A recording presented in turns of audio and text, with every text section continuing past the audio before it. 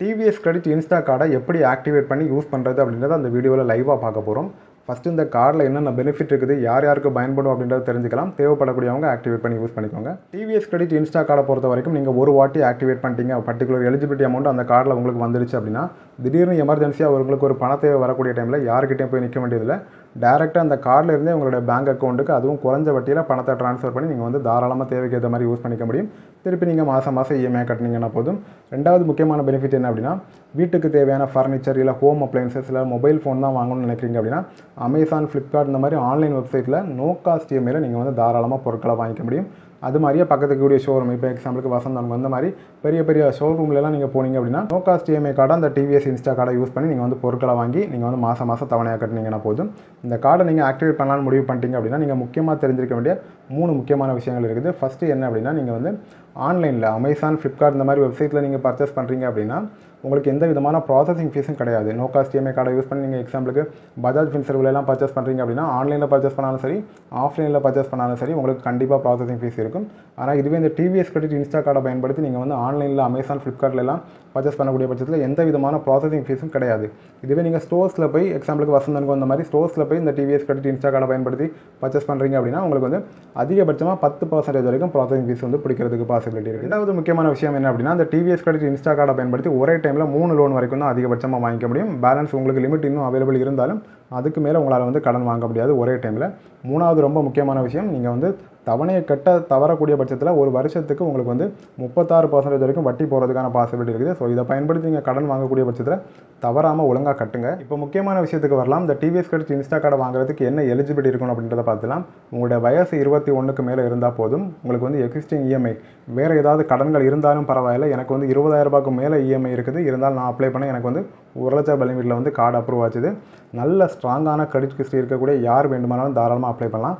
But check bounce இருக்குது, இல்லை இது வரைக்கும் எந்த லோனுமே வாங்கலை, சிபில் ஸ்கோர் ஆக்டிவேட் ஆகலை அப்படின்னா உங்களுக்கு இந்த கார்டு ஆக்டிவேட் ஆகிறது கஷ்டம் தான். உங்களோட கிரெடிட் ஹிஸ்ட்ரி மட்டும் நல்லா ஸ்ட்ராங்காக இருந்தால் போதும். அதிகபட்ச லிமிட்டான 1,00,000 ரூபாயை ரொம்ப சுலபமாக கிடச்சிடும். நம்ம வாங்கக்கூடிய கடனை பொறுத்து அந்த கடனுக்கான தவணை காலத்தை வந்து 24 மாதம் வரைக்கும் போட்டுக்க முடியும். இப்போ இந்த கார்டை வந்து எப்படி ஆன்லைன்லேயே ஆக்டிவேட் பண்ணுறது அப்படின்றத பற்றி கண்டினியூஸாக பார்க்கலாம். வீடியோக்குள்ள போகலாம் வாங்க. டிஸ்கிரிப்ஷனில் ஆப் லிங்க் கொடுத்துருக்கிறேன், டவுன்லோட் பண்ணிவிட்டு ஓப்பன் பண்ணிக்கோங்க. அப்ளிகேஷன் ஓப்பன் ஆனதும் ஃபஸ்ட்டு பர்மிஷன்லாம் எனேபிள் பண்ண சொல்லுவாங்க. கீழே அக்செப்ட்னு ஒரு ஆப்ஷன் இருக்குது, அதை கிளிக் பண்ணிக்கோங்க. அடுத்த ஸ்டெப்பில் லாங்குவேஜ் செலக்ட் பண்ண வேண்டியது இருக்கும். உங்களுக்கு இதில் எது கம்ஃபர்டபுளாக இருக்குமோ அதை சூஸ் பண்ணிவிட்டு கீழே வந்து நெக்ஸ்ட்டு கிளிக் பண்ணிக்கோங்க. அடுத்த ஸ்டெப்பில் நீங்கள் டிவிஎஸ் கிரெடிட்டில் ஏற்கனவே லோன் வாங்கி கஸ்டமராக இருக்கிறீங்க அப்படின்னா ரெஜிஸ்டர்டு மொபைல் நம்பரை என்ட்ரு பண்ணி லாகின் கிளிக் பண்ணுங்கள், ஓடிபி வரும். இதுவே நீங்கள் ஃபஸ்ட் டைமாக டிவிஎஸ் கிரெடிட் சர்வீஸை யூஸ் பண்ண போகிறீங்க அப்படின்னா ரெஜிஸ்டர் நவுன்னு கீழே ஒரு ஆப்ஷன் இருக்குது பார்த்தீங்களா, அதை செலக்ட் பண்ணி மொபைல் நம்பர், இமெயில் அட்ரஸ்லாம் கொடுத்து ஃபஸ்ட்டு ரெஜிஸ்டர் பண்ண வேண்டியது இருக்கும். அப்ளிகேஷன் லாகின் பண்ணியாச்சு. லாகின் பண்ண உடனே இந்த இன்ஸ்டா கார்டு ப்ரோக்ராமை பற்றி நோட்டிஃபை பண்ணுறாங்க. இப்படி வந்துச்சு அப்படின்னா காட் இட் கிளிக் பண்ணிக்கோங்க. அப்ளிகேஷன் ஹோம் பேஜ் இப்படி தான் இருக்கும். நம்ம இப்போ வந்து ப்ராடக்ட் செக்ஷனில் இருக்கிறோம். பக்கத்தில் ஹோம்னு ஒரு ஆப்ஷன் இருக்குது. கஸ்டமர் கேர் டீட்டெயிலாம் கூட இதில் கொடுத்துருக்காங்க கான்டாக்டஸில். உங்களுக்கு ஒரு வேளை பர்சனல் லோன் தேவைப்படுது அப்படின்னா கீழே வந்து இன்ஸ்டா லோன்னு ஒரு ஆப்ஷன் இருக்குது. இதில் போய் கூட தாராளமாக நீங்கள் அப்ளை பண்ணிக்கலாம். இப்போ நம்ம அப்ளை பண்ண போகிறது இன்ஸ்டா கார்டு. மறுபடியும் அப்ளிகேஷனோட ஹோம் பேஜில் வந்துட்டு ப்ராடக்ட் செக்ஷனில் இன்ஸ்டா கார்டுன்னு ஒரு ஆப்ஷன் இருக்குது பார்த்தீங்களா, அதை கிளிக் பண்ணிக்கோங்க. மொபைல் நம்பருக்கு உடனே ஒரு ஓடிபி வரும். ஓடிபி வெரிஃபிகேஷன் வந்து நம்ம மேனுவலாகவும் பண்ணலாம், இல்லை வந்து கீழே வந்து அலோன்னு ஒரு ஆப்ஷன் பாப்பப் ஆகும், அதை கிளிக் பண்ணி ஆட்டோமேட்டிக்காகவும் டிடெக்ட் ஆகிற மாதிரி பண்ணிக்கலாம். அடுத்த ஸ்டெப்பில் கார்டை ஆக்டிவேட் பண்ணுறதுக்கு ஃபஸ்ட்டு உங்களோட டேட் ஆஃப் பர்த் என்ட்ரு பண்ணிவிட்டு அதுக்கு கீழே 3 பாக்ஸ் இருக்கும், அதை செக் பண்ணிக்கோங்க. கீழே வந்து கண்டினியூ கிளிக் பண்ணிக்கோங்க. மொபைல் நம்பருக்கு மறுபடியும் ஒரு ஓடிபி வரும், ஓடிபி என்ட்ரு பண்ணிவிட்டு கண்டினியூ கிளிக் பண்ணிக்கோங்க. இன்ஸ்டா கார்டு ஆக்டிவேட்டட் சக்ஸஸ்ஃபுல்லின்னு இந்த மாதிரி ஒரு நோட்டிஃபிகேஷன் வரும். நம்மளோட ஃபீட்பேக்கை ஷேர் பண்ணுறதுக்கு ஒரு சர்வே எடுக்க சொல்லுவாங்க. இது எடுக்கணும்னு அவசியம் இல்லை, ஸ்கிப் ஆப்ஷனை கிளிக் பண்ணிக்கோங்க. இன்ஸ்டா கார்டை நம்ம சக்ஸஸ்ஃபுல்லாக ஆக்டிவேட் பண்ணிட்டோம். என்னோட கிரெடிட் ஹிஸ்ட்ரிக்கு மேக்ஸிமம் லிமிட்டு 1,00,000 ரூபாயை கொடுத்துருக்காங்க. உங்களுக்கு இந்த லிமிட் வந்து உங்களோட கிரெடிட் ஹிஸ்ட்ரியை பொறுத்து மாறுறதுக்கும் சான்சஸ் இருக்குது. அவைலபிள் லிமிட் வந்து இன்னும் 1,00,000 ரூபாய் இருக்குது. நம்ம இப்போ தான் ஆக்டிவேட் பண்ணியிருக்கிறோம், எதையும் யூஸ் பண்ணாததுனால 1,00,000 ரூபாய் கொடுத்துருக்காங்க. இப்போ நம்ம யூஸ் பண்ணும்போது இந்த அவைலபிள் லிமிட் வந்து கம்மியாகும். இந்த இன்ஸ்டா கார்டை நம்ம எப்படி யூஸ் பண்ணுறது அப்படின்றத பற்றி பார்க்கலாம். 4 வழிகளில் யூஸ் பண்ணிக்க முடியும். ஃபஸ்ட்டு வந்து மெர்ச்சன்ட் ஸ்டோர்ஸ்னு ஒரு ஆப்ஷன் இருக்குது, அதை கிளிக் பண்ணிக்கிறேன். நம்ம ஃபஸ்ட்டு இந்த அப்ளிகேஷனில் வந்து லொக்கேஷன் பர்மிஷன்லாம் எனேபிள் பண்ணிட்டோம். ஸோ நம்ம ஏரியா பக்கத்தில் இருக்கக்கூடிய கன்சியூமர் டூரபிள்ஸ் வாங்குறதுக்கான கடைகளையும் 2 வீலர் வாங்குறதுக்கான கடைகளையும் இதில் வந்து ஆக்சஸ் பண்ணிக்கலாம். ஃபஸ்ட்டு வந்து கன்சியூமர் டூரபிள்ஸ்னு ஒரு ஆப்ஷன் இருக்குது, அதை கிளிக் பண்ணிக்கிறேன்.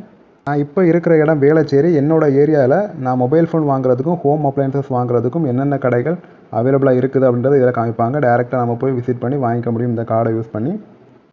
இப்போ பேக் வந்துக்கிறேன். ரெண்டாவது ஆப்ஷன் ஷாப் ஆன்லைன்னு கொடுத்துருக்குறாங்க. இது எதுக்காக அப்படின்னா ஃப்ளிப்கார்ட், அமேசான் இந்த மாதிரி ஆன்லைன் வெப்சைட்ஸில் நம்ம பர்ச்சேஸ் பண்ணுறதுக்கான ஆப்ஷன் தான் அந்த கார்டை யூஸ் பண்ணி. ஸோ இதுலேயும் தேவைன்னா நம்ம யூஸ் பண்ணிக்க முடியும். இப்போ மறுபடியும் பேக் வந்துட்டு மூணாவது ஆப்ஷன் தான் நிறைய பேருக்கு பயன்படக்கூடியது. பேங்க் ட்ரான்ஸ்ஃபரை நான் இப்போ கிளிக் பண்ணிக்கிறேன். மூணாவது ஆப்ஷன். உடனே மொபைல் நம்பருக்கு வெரிஃபிகேஷனுக்கு ஒரு ஓடிபி வரும். ஓடிபியை பார்த்து என்டர் பண்ணிக்கோங்க. அப்படி இல்லைனா கீழே அளவு கிளிக் பண்ணிங்கன்னா ஆட்டோமேட்டிக்காகவே லோட் ஆயிரும். இன்ஸ்டா கார்டில் எனக்கு அவங்க கொடுத்துருக்கக்கூடிய லிமிட் வந்து 1,00,000 ரூபாய். நான் 1,00,000 ரூபாய் லிமிட் இருக்கிறதுனால என்னால் வந்து அதிகபட்சமாக 25,000 ரூபாய் வரைக்கும் தான் ட்ரான்ஸ்ஃபர் பண்ணிக்க முடியும். அதுக்கு கம்மியாக வேணால் சூஸ் பண்ணி ட்ரான்ஸ்ஃபர் பண்ணிக்கலாம். அதுக்கு மேலே என்னால் வந்து ட்ரான்ஸ்ஃபர் பண்ணிக்க முடியாது. அது மாதிரி உங்களுக்கு லிமிட் எவ்வளோ, இப்போ 50,000 இருந்துச்சு அப்படின்னா அதுக்கும் ஒரு மேக்ஸிமம் லிமிட் கொடுத்துருப்பாங்க. அதுக்கு மேலே உங்களால் வந்து ட்ரான்ஸ்ஃபர் பண்ணிக்க முடியாது. நான் இப்போ எக்ஸாம்பிளுக்கு ஒரு 10,000 ரூபான்னு செலக்ட் பண்ணிக்கிறேன். கீழே வந்து செலக்ட் பர்பஸ்ன்னு கொடுத்துருக்குறாங்க. இதில் என்ன வேணாலும் ரேண்டமாக செலக்ட் பண்ணிக்கலாம். அதுக்கு கீழே வந்து இஎம்ஐ எத்தனை மாதத்தில் அந்த தவணையை வந்து திரும்ப கட்டுவீங்க அப்படின்றத கொடுத்துருக்குறாங்க. 3 மாதம் போடக்கூடிய டைமில் 515 ரூபாய் வட்டி வருது. இதுவே நீங்கள் வந்து 6 மாதம் போடுறீங்க அப்படின்னா 1028 ரூபாய் வட்டி வருது. கீழே வந்து இந்த லோனை வேணும் அப்படின்னா எடுத்துக்கிறீங்க, உங்களோட பேங்க் அக்கௌண்ட்டுக்கு ட்ரான்ஸ்ஃபர் பண்ண விரும்புகிறீங்க அப்படின்னா கீழே உங்களோட டேட் ஆஃப் பர்த்தை என்ட்ரு பண்ணிவிட்டு கீழே ப்ரொசீட் கிளிக் பண்ணிங்க அப்படின்னா போதும். வித்தின் 30 மினிட்ஸில் டேரெக்டாக உங்களோட பேங்க் அக்கௌண்ட்டுக்கே பணம் வந்துடும். லோன் எடுக்கக்கூடிய டைமில் நம்மளோட பேங்க்கெல்லாம் லிங்க் பண்ண வேண்டியது இருக்கும். அதுக்கு வந்து மேலே பெல் பக்கத்தில் மேனேஜ் கார்டுக்கு ஒரு ஆப்ஷன் இருக்கும். அதை கிளிக் பண்ணிக்கோங்க. ப்ளீஸ் செலக்ட் யுவர் கார்டுன்னு கீழே வந்து உங்களோட கார்டு லோடாகி வந்திருக்கும். ஜஸ்ட்டு உங்களோட கார்டை மட்டும் செலக்ட் பண்ணிக்கோங்க. கீழே வந்து கேஒய்சி ஸ்டேட்டஸ், இ மேண்டேட் ஸ்டேட்டஸ், அப்புறம் வந்து வேலிடிட்டி பீரியடும் கொடுத்துருப்பாங்க. வேலிடிட்டி பீரியட் வந்து ப்ராப்ளம் இல்லை. மேலே வந்து இ மேண்டேட் ஸ்டேட்டஸ்னு ஒன்று கொடுத்துருக்குறாங்க.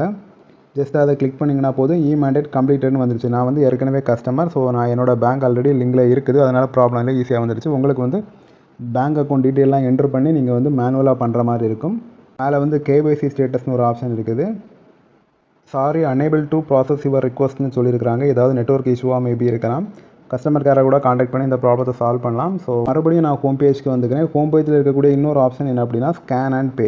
இந்த ஆப்ஷனை கிளிக் பண்ணியாச்சு அப்படின்னா அந்த சர்வீஸ் வந்து இன்னும் அவைலபிளாக இல்லை, சீக்கிரமாக அவைலபிளாக வரும்னு மென்ஷன் பண்ணியிருக்கிறாங்க. நம்ம ஃப்யூச்சரில் ஏதாவது கடைகளில் ஷாப் பண்ணிட்டு டேரெக்டாக ஸ்கேன் பண்ணி பேமெண்ட் பண்ணுற மாதிரி அந்த மாதிரி கூட இதை யூஸ் பண்ணிக்கலாம். வேறு ஏதாவது சந்தேகங்கள் இந்த வீடியோ பற்றி இருந்துச்சுனாலும் கமெண்ட் பண்ணுங்கள். கண்டிப்பாக நான் கிளியர் பண்ணுறேன்.